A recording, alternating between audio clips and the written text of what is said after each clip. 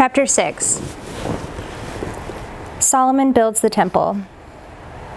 In the 418th year, after the people of Israel came out of the land of Egypt, in the 4th year of Solomon's reign over Israel, in the month of Ziv, which is the 2nd month, he began to build the house of the Lord.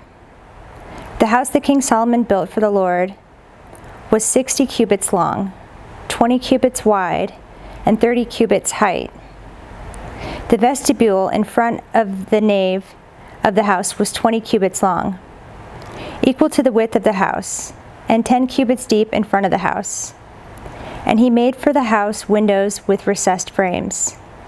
He also built a structure against the wall of the house, running around the walls of the house, both the nave and the inner sanctuary. And he made side chambers all around.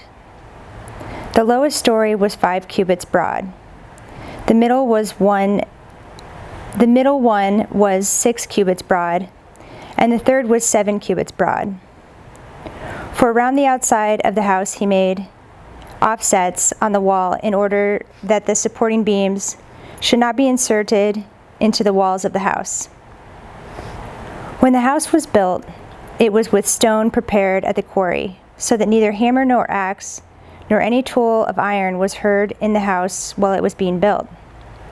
The entrance for the lowest story was on the south side of the house, and one went up by stairs to the middle story, and from the middle story to the third. So he built the house and finished it, and he made the ceiling of the finish of the house of beams and planks of cedar. He built a structure against the whole house, 5 cubits high, and it was joined to the house with timbers of cedar. Now the word of the Lord came to Solomon. Concerning this house that you are building, if you will walk in my statutes and obey my rules and keep all my commandments and walk in them, then I will establish my word with you, which I spoke to David your father. And I will dwell among the children of Israel and will not forsake my people Israel. So Solomon built the house and finished it. He lined the walls of the house on the inside with boards of cedar. From the floor of the house to the walls of the ceiling, he covered them on the inside with wood, and he covered the floor of the house with boards of cypress. He built 20 cubits of the rear of the house with boards of cedar from the floors to the walls, and he built this within as an inner sanctuary, as the most holy place. The house, that is, the nave in front of the inner sanctuary, was 40 cubits long. The cedar within the house was carved in the form of gourds and open flowers. It was all with cedar. No stone was seen. The inner sanctuary he prepared in the innermost part of the house to set there the ark of the covenant of the Lord. The inner sanctuary was 20 cubits long, 20 cubits wide, and 20 cubits high, and he overlaid it with pure gold. He also overlaid an altar of cedar. And Solomon overlaid the inside of the house with pure gold, and he drew chains of gold across in front of the inner sanctuary, and overlaid it with gold. And he overlaid the whole house with gold, until all the house was finished. Also the whole altar that belonged to the inner sanctuary he overlaid with gold. In the inner sanctuary he made 2 cherubim of olive wood, each 10 cubits high. 5 cubits was the length of one wing of the cherub, and 5 cubits the length of the other wing of the cherub. It was 10 cubits from the tip of one wing to the tip of the other. The other cherub also measured 10 cubits. Both cherubim had the same measure and the same form. The height of one cherub was 10 cubits, and so was that of the other cherub.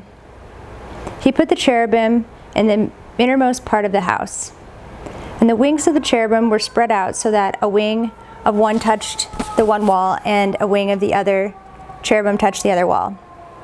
Their other wings touched each other in the middle of the house. And he overlaid the cherubim with gold. Around all the walls of the house he carved engraved figures of cherubim and palm trees and open flowers in the inner and outer rooms. The floor of the house he overlaid with gold in the inner and outer rooms. For the entrance to the inner sanctuary, he made doors of olive wood. The lintel and the doorposts were 5-sided. He covered the 2 doors of olive wood with carvings of cherubim, palm trees, and open flowers. He overlaid them with gold and spread gold on the cherubim and on the palm trees. So also he made for the entrance to the nave doorposts of olive wood in the form of a square, and 2 doors of cypress wood. The 2 leaves of the one door were folding, and the 2 leaves of the other door were folding. On them he carved cherubim and palm trees and open flowers, and he overlaid them with gold evenly applied to the carved work. He built an inner court with 3 courses of cut stone and 1 course of cedar beams. In the 4th year, the foundation of the house of the Lord was laid in the month of Ziv. And in the 11th year, in the month of Bul, which is the 8th month, the house was finished in all its parts and according to all its specifications. He was 7 years in building it. Chapter 7. Solomon builds his palace. Solomon was building his own house 13 years, and he finished his entire house. He built the house of the forest of Lebanon. Its length was 100 cubits, and its breadth 50 cubits, and its height 30 cubits. And it was built on 4 rows of cedar pillars, with cedar beams on the pillars. And it was covered with cedar above the chambers that were on the 45 pillars, 15 in each row. There were window frames in 3 rows, and window opposite window in 3 tiers. All the doors and windows had square frames, and window was opposite window in 3 tiers. And he made the hall of pillars. Its length was 50 cubits, and its breadth 30 cubits. There was a porch in front with pillars, and a canopy in front with them. And he made the hall of the throne where he was to pronounce judgment, even the hall of judgment. It was finished with cedar from floor to rafters. His own house where he was to dwell in the other court back of the hall was of like workmanship. Solomon also made a house like this hall for Pharaoh's daughter, whom he had taken in marriage. All of these were made of costly stones, cut according to measure, sawed with saws, back and front, even from the foundation to the coping, and from the outside to the great court. The foundation was of costly stones, huge stones, stones of 8 and 10 cubits. And above were costly stones, cut according to measurement, and cedar. The great court had 3 courses of cut stone all around, and a course of cedar beams. So had the inner court of the house of the Lord, and the vestibule of the house. The temple furnishings. And King Solomon sent and brought Hiram from Tyre. He was the son of a widow of the tribe of Naphtali, and his father was a man of Tyre, a worker in bronze. And he was full of wisdom, understanding, and skill for making any work in bronze. He came to King Solomon and did all his work. He cast 2 pillars of bronze. 18 cubits was the height of one pillar, and a line of 12 cubits measured its circumference. It was hollow, and its thickness was 4 fingers. The second pillar was the same. He also made 2 capitals of cast bronze and set on top of the pillars. The height of the one capital was 5 cubits, and the height of the other capital was 5 cubits. There were lattices of checker work with wreaths of chain work for the capitals on top of the pillars, a lattice for the one capital and a lattice for the other capital. Likewise, he made pomegranates in 2 rows around the one lattice work to cover the capital that was on top of the pillar, and he did the same with the other capital. Now the capitals that were on the tops of the pillars in the vestibule were of lily work, 4 cubits. The capitals were on the 2 pillars and also above the rounded projection that was beside the lattice work. There were 200 pomegranates in 2 rows all around, and so with the other capital. He set up the pillars at the vestibule of the temple. He set up the pillar on the south and called its name Jashin, And he set up the pillar on the north and called its name Boaz. And on the tops of the pillars was lily work. Thus the work of the pillars was finished. Then he made the sea of cast metal. It was round, 10 cubits from brim to brim, and 5 cubits high, and a line of 30 cubits measured its circumference. Under its brim were gourds, for 10 cubits, compassing the sea all around. The gourds were in 2 rows, cast with it when it was cast. It stood on 12 oxen, 3 facing north, 3 facing west, 3 facing south, and 3 facing east. The sea was set on them, and all their rear parts were inward. Its thickness was a handbreadth, and its brim was made like the brim of a cup, like the flower of a lily. It held 2,000 baths. He also made the 10 stands of bronze. Each stand was 4 cubits long, 4 cubits wide, and 3 cubits high. This was the construction of the stands. They had panels, and the panels were set in the frames, and on the panels that were set in the frames were lions, oxen, and cherubim. On the frames, both above and below the lions and oxen, there were wreaths of beveled work. Moreover, each stand had 4 bronze wheels and axles of bronze, and at the 4 corners were supports for a basin. The supports were cast with wreaths at the side of each. Its opening was within a crown that projected upward 1 cubit.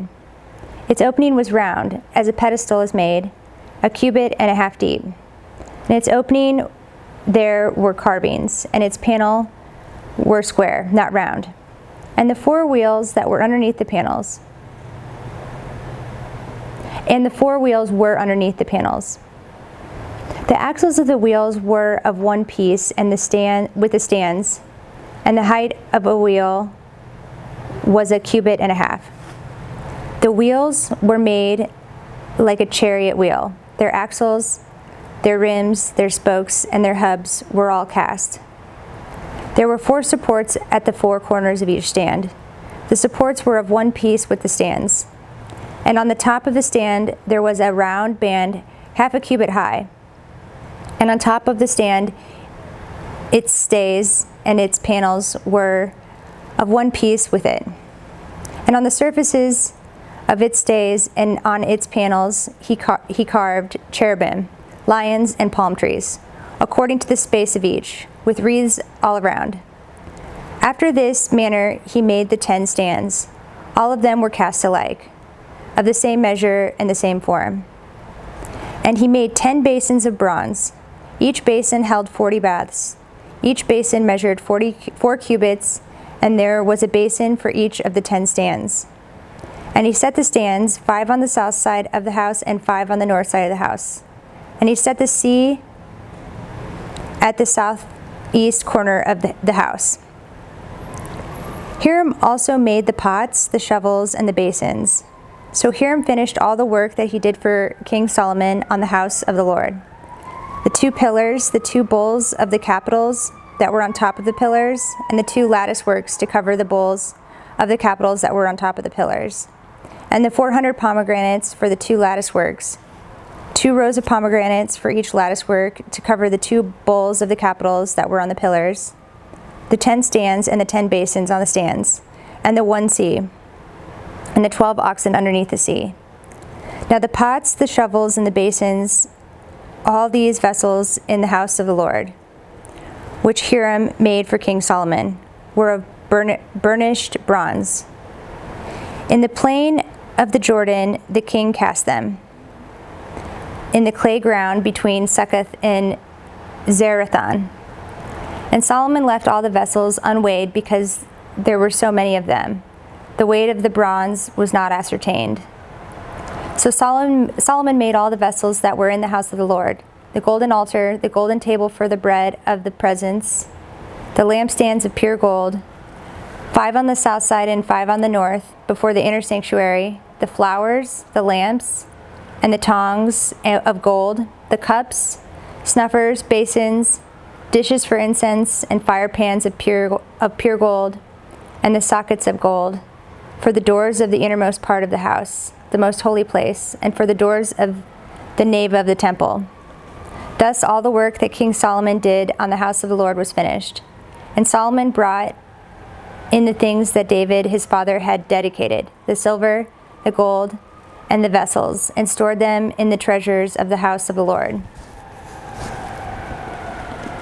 So these chapters help me to understand. I've had some questions about how to decorate my own home, what to keep, because I don't worship things in my home, but I've wondered if anything was an idol. And so, knowing that he specifically put cherubim and lions on his home and to decorate tells me that I can still put things around to decorate as long as I'm just appreciating them as like God's creatures, but not worshiping them in any nature.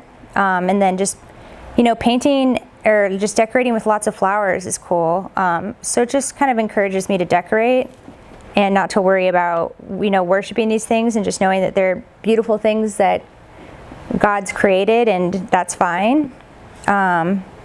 So this was helpful in that sense. And then it's interesting to see how much gold is put on the holy place, and how no one other than I guess the royal family has enough gold to even make such a thing.